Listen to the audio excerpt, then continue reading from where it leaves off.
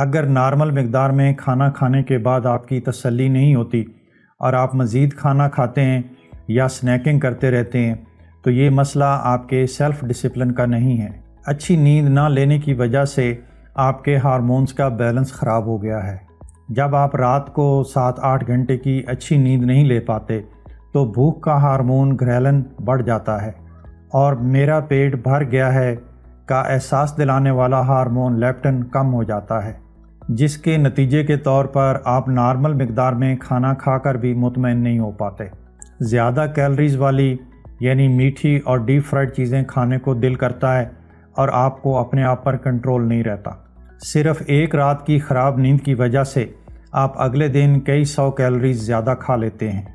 اپنی نیند کو بہتر کر کے آپ اپنی کریونگز پر قابو پا سکتے ہیں۔ نارمل مقدار میں کھانے آپ کو بہتر سیٹسفائی کریں گے اور آپ کو اپنی بھوک پر کنٹرول ہوگا۔